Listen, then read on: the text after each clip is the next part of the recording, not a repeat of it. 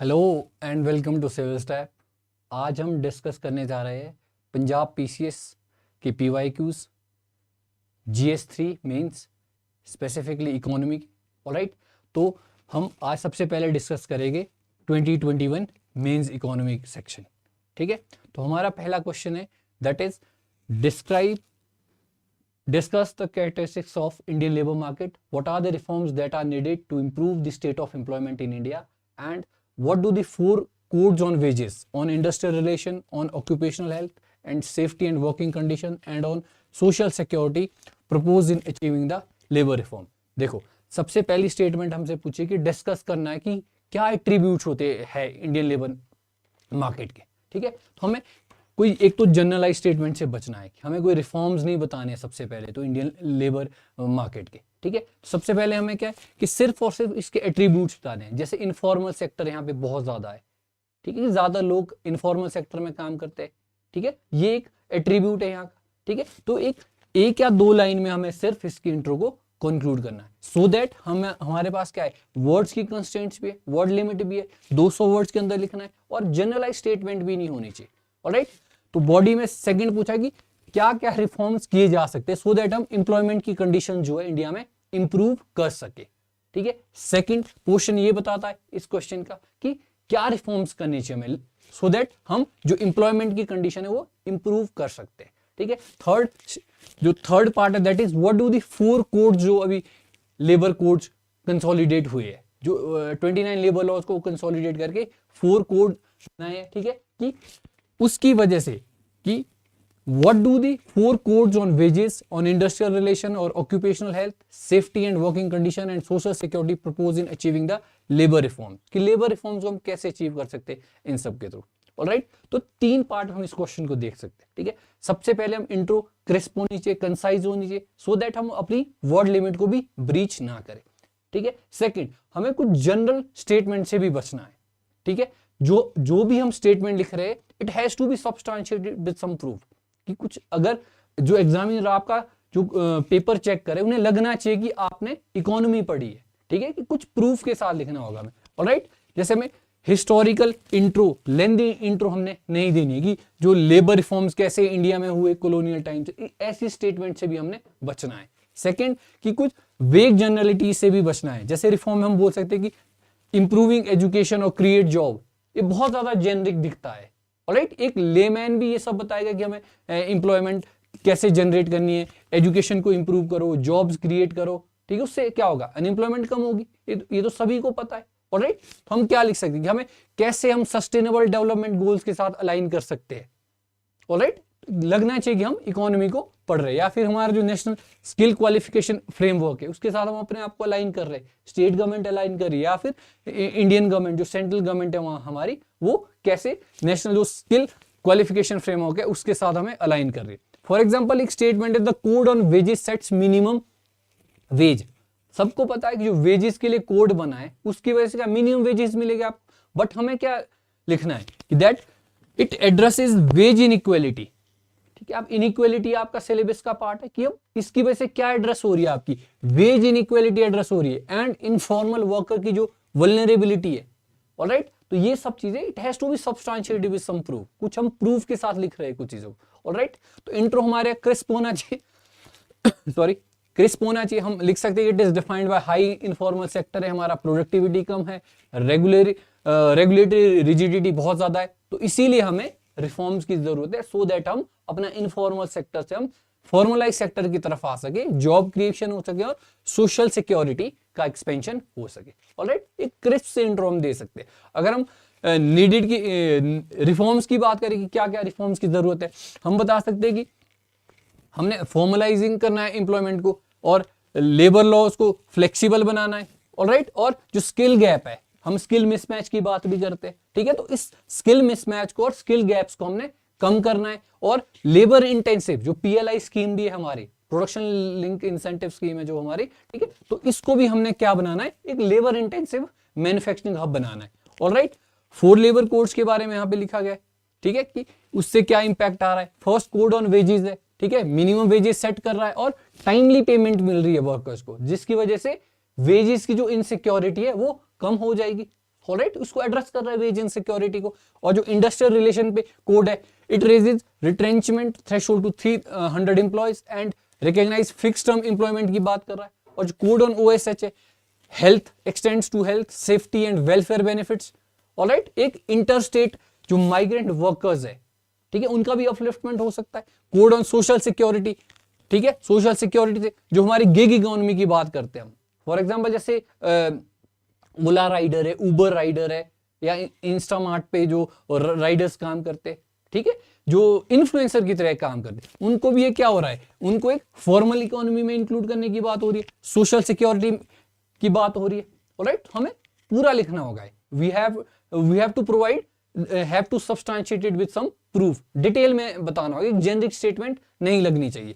Alright, और issue implementation का क्या इशू आ रहा है कि ये जो हमारा लेबर सब्जेक्ट है, इट इज क्या, एक कॉन्करेंट सब्जेक्ट है। तो अभी तक लॉ की ड्राफ्टिंग तो होगी, बट इंप्लीमेंटेशन में चैलेंजेस क्या आ रहे हैं? सबसे बड़ा चैलेंज क्या है? स्टेट गवर्नमेंट ने अभी तक अपने जो लॉज है वो रेटिफाई ही नहीं किए। ऑलराइट, तो कंक्लूजन में हम क्या लिख सकते हैं, दैट जो कोड है, it provide a transformative framework to balance flexibility को बैलेंस करने के लिए with workers protection, but their success hinges on coordinated state implementation and sustained job creation effort.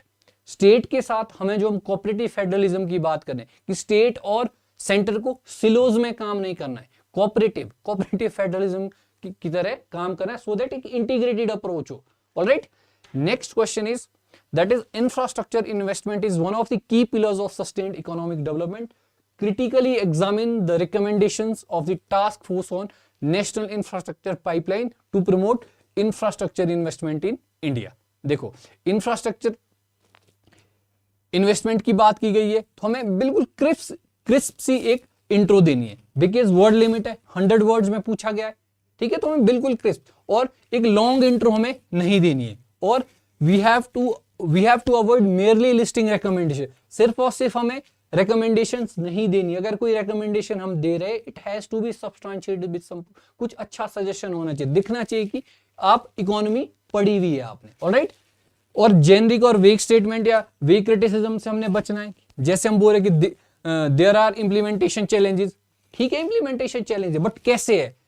हम स्ट्रॉन्ग स्टेटमेंट क्या हो सकती है? The ambitious 39% private share faces hurdles due to sectoral risk in sectors like railways and irrigation। तो हमें with proof बताना होगी वो चीज। ऑलराइट, तुम कैसे डिफाइन कर सकते जो इंफ्रास्ट्रक्चर इन्वेस्टमेंट है? It is a critical multiplier for GDP, employment and competitiveness. जो task force on NIP 29-25 was constituted to address India's infrastructure finance gap को, और NIP proposed ₹1 lakh crore investment 29-25 के लिए, और जो 39% it will be funded by private sector. की recommendations क्या है? एनहांस्ड प्रोजेक्ट पाइपलाइन की बात की गई, फंडिंग डाइवर्सिफिकेशन की बात की है, और इंस्टीट्यूशनल स्ट्रेंथनिंग के लिए national bank for financing infrastructure and development की बात की गई है, और process reform, time bound clearances की बात की गई है। ठीक है, हमें सब्सटैंशिएट करना है विद प्रूफ कि हमें ये पूरी डिटेल में चीजें पता है। ऑलराइट, तो ऐसे हम ये कंक्लूजन में ये चीजें लिख सकते हैं कि 10 एनआईपी रिकमेंडेशंस आर कॉम्प्रिहेंसिव है, aiming to transfer infrastructure financing को ट्रांसफॉर्म करने की कोशिश करें। However their effectiveness hinges on consistent policy execution and proactive risk management. All right, next question is discuss the concept of network trade and network products. Critically analyze India's performance in the manufacture and trade of network products. Do you think that the COVID-19 crisis has presented India with a unique opportunity to replace China as the manufacturing hub of the? देखो, network products की बात की गई है, ठीक है, network products की बात की, हमें एक जनरल स्टेटमेंट से बचना है, ठीक है, कि do not just state India performed poorly, India ने पुअरली परफॉर्म किया है, सिर्फ यही स्टेटमेंट नहीं लिखनी, बट हमें कुछ प्रूफ देना होगा कि जो नेटवर्क प्रोडक्ट्स एक्सपोर्ट्स का डाटा है कि हम वियतनाम से भी कम एक्सपोर्ट करें नेटवर्क प्रोडक्ट्स को, तो वो लिखना होगा इट इज लेस देन 1%, कि हम 1% से भी कम एक्सपोर्ट कर रहे हैं, ठीक है, तो वियतनाम हमारे से ज्यादा करता है, तो हमें ये प्रूफ देना होगा, ठीक है। जनरल और एक वेग स्टेटमेंट नहीं दिखनी चाहिए आपके आंसर में। Alright, second is avoid ignoring policy initiative, for example जैसे फेलिंग टू मेंशन PLI, हमें ये सारी पॉलिसीज लिखनी होगी, production link incentive, special economic zone में जो रिफॉर्म्स हुए वो सभी मेंशन करने हुए, ऑलराइट। और वन साइडेड व्यू जो चाइना रिप्लेसमेंट पे, उससे भी हमें बचना होगा। मोरओवर हमें किस पे ज्यादा फोकस करना होगा कि चाइना की इकोनॉमी तो ऑलरेडी मैन्युफैक्चरिंग हब है चाइना तो, ऑलराइट। हमें अपने प्रोडक्शन लिंक जो इंसेंटिव है, हमारा जो मैन्युफैक्चरिंग हब है, हमें उसको इंप्रूव करने पे ज्यादा ध्यान देना होगा, ऑलराइट। ठीक है, तो इसमें सिर्फ डिफाइन करना है कि नेटवर्क प्रोडक्ट्स क्या होते हैं, जैसे इलेक्ट्रॉनिक मशीनरी है which are produce through fragmented global value chain. ठीक है, इंट्रो में ये सब चीजें लिख सकते हैं हम। क्रिटिकल एनालिसिस में क्या है कि ग्लोबल वैल्यू चेन में इंडिया का लो इंटीग्रेशन है, ठीक है, कंस्ट्रेंट एक्सपोर्ट शेयर है, alright, policy driven green shoots है, ऑलराइट। तो ये सारी चीजें कर सकते हैं। नेक्स्ट इज कि कोविड-19 क्राइसिस की वजह से कि क्या इंडिया के पास अपॉर्चुनिटी थी टू रिप्लेस चाइना। ठीक है, अपॉर्चुनिटी अगर थी तो कैसे थी कि टारगेटेड 1.97 लाख करोड़ PLI आउटलेस। ठीक है, फार्मास्यूटिकल्स में स्ट्रॉन्ग डिमांड है, इलेक्ट्रॉनिक्स में स्ट्रॉन्ग डिमांड है, ऑल्दो हमारे एक्सपोर्ट एज सच नहीं बढ़े है, बट डोमेस्टिक जो डिमांड है वो तो बढ़ी है। ठीक है, सिग्निफिकेंट कंस्ट्रेंट्स क्या है, ठीक है, कंप्लीटली हम चाइना को रिप्लेस करना एक अनरियलिस्टिक अप्रोच होगी, बिकॉज चाइना एक मैन्युफैक्चरिंग हब है। ठीक है, हम क्या कर सकते हैं, scale and ecosystem gap को कम कर सकते हैं। एक इंटेंस कंपटीशन कहां से, वियतनाम एंड मेक्सिको।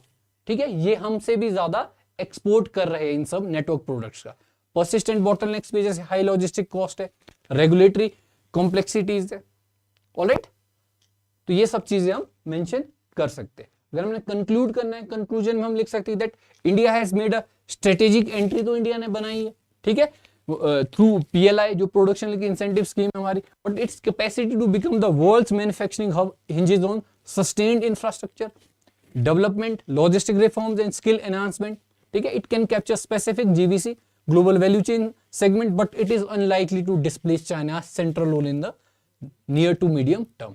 कि चाइना को रिप्लेस करना टफ है, ऑलराइट, बट हम कुछ अपना शेयर बढ़ा सकते हैं, alright. Next is critically analyze the suspension of the insolvency and bankruptcy code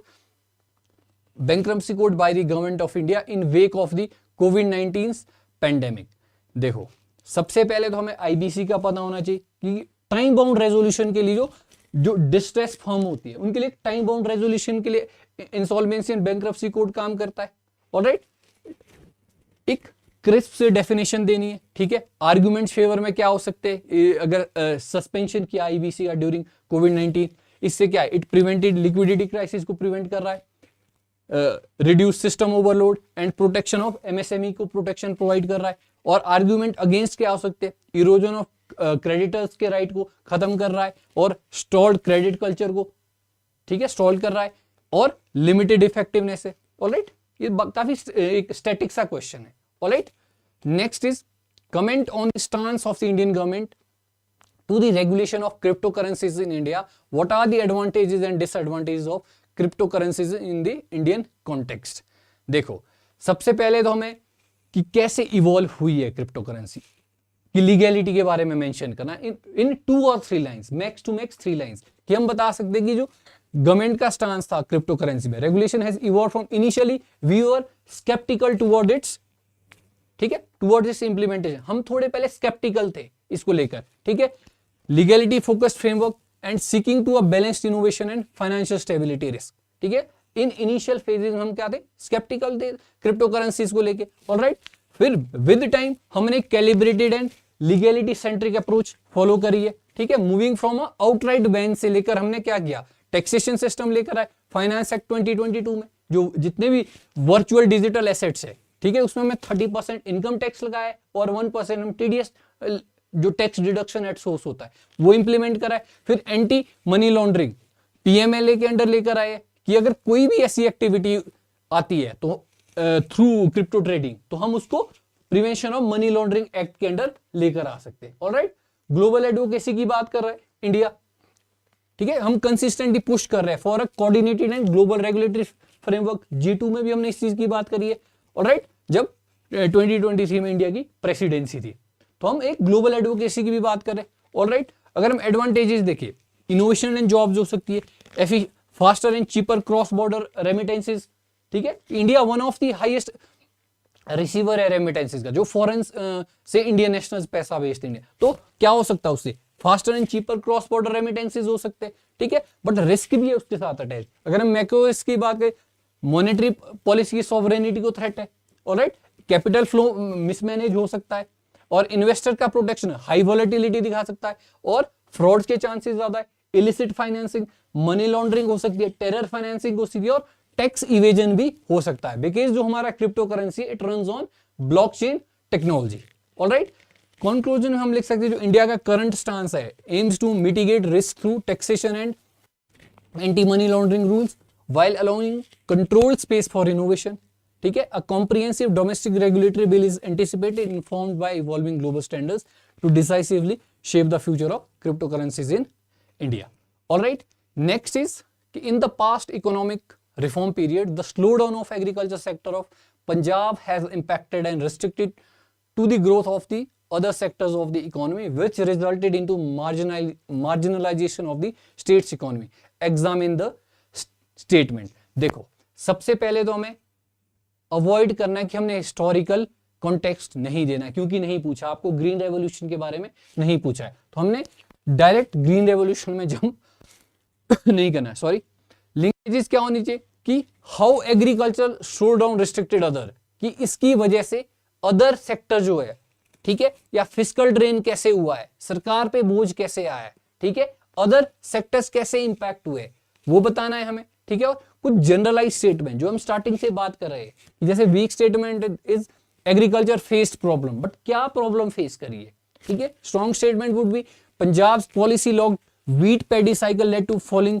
water table, ठीक है, कि वीट और पैडी पे ज्यादा फोकस किया जा रहा है, जिसकी वजह से हमारा ग्राउंड वाटर टेबल क्या हो रहा है, डिप्लेश हो रहा है, कम हो रहा है, ठीक है, उसकी डेजर्टिफिकेशन भी हो रही है। ऑलराइट, तो ये सारी चीजें हम अगर कोई भी स्टेटमेंट लिख रहे हैं, it has to be substantiated with some proof, कुछ प्रूफ होना चाहिए उसके साथ। ऑलराइट, एक जेनरिक स्टेटमेंट नहीं दिखनी चाहिए आपके आंसर में, ठीक है, लेमैन वाली स्टेटमेंट नहीं होनी चाहिए। ऑलराइट, और एक पेसिमिस्टिक कंक्लूजन से भी हमने बचना है, एक फॉरवर्ड लुकिंग हिंट देना हमने। ऑलराइट, अगर हम पोस्ट 1990 जो न्यू इकोनॉमिक पॉलिसी भी बोलते हैं, जिसको हम 1991 इकोनॉमिक रिफॉर्म्स देते, shifted India's focus toward industry से लेकर हम shifted from focus toward industry and services.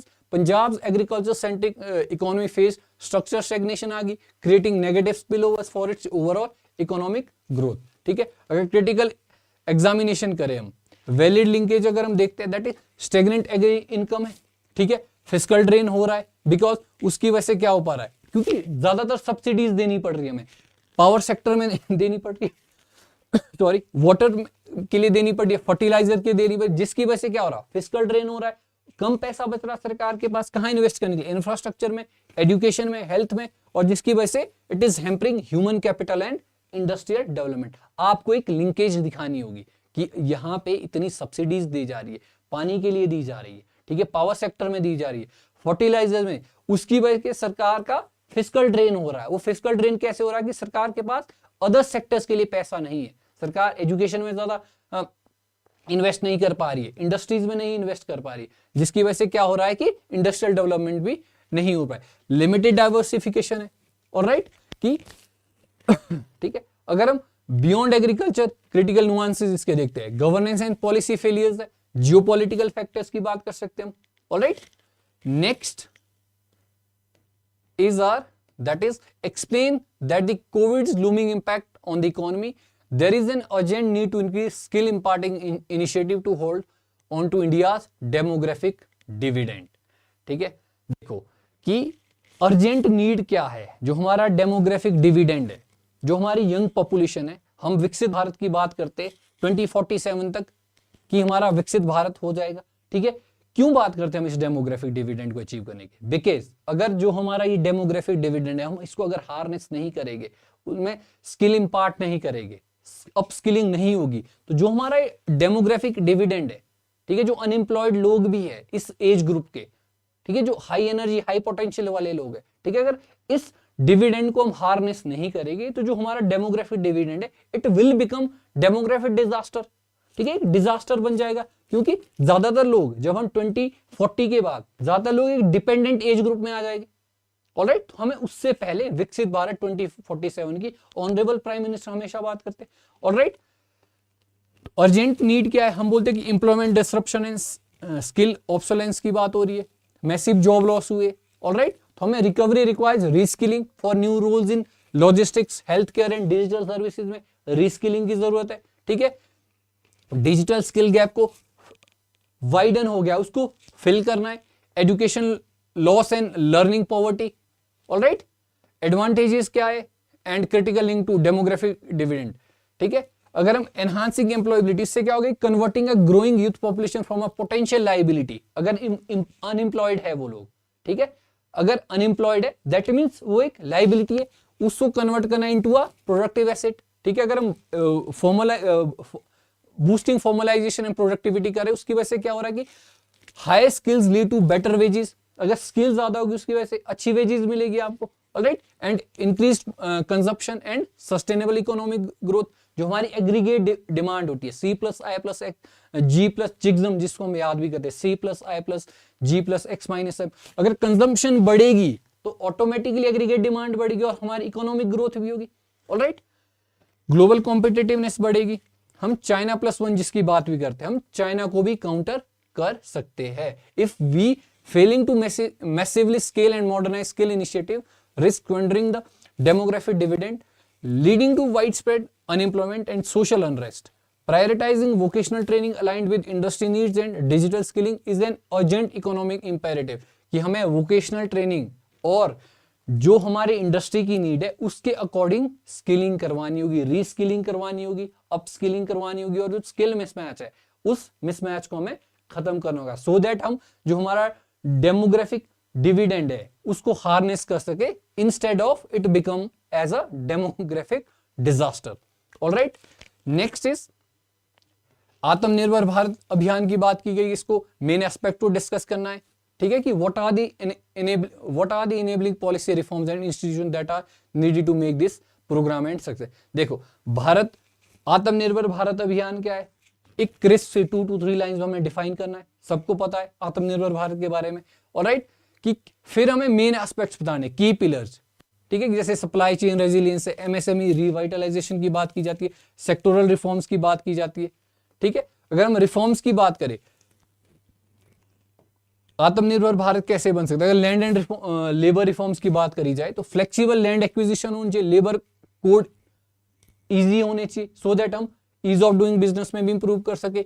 और institutional needs, national bank for financing infrastructure and development. ठीक है, so that long term infrastructure financing पे काम किया जा सके। ठीक है, हमारी ट्रेड पॉलिसी को रिकैलिब्रेट करना होगा। ठीक है, R&D सिस्टम, जो रिसर्च एंड डेवलप सिस्टम, वो रोबस्ट होना चाहिए। ऑलराइट, स्किल डेवलपमेंट अथॉरिटी अच्छी होनी चाहिए।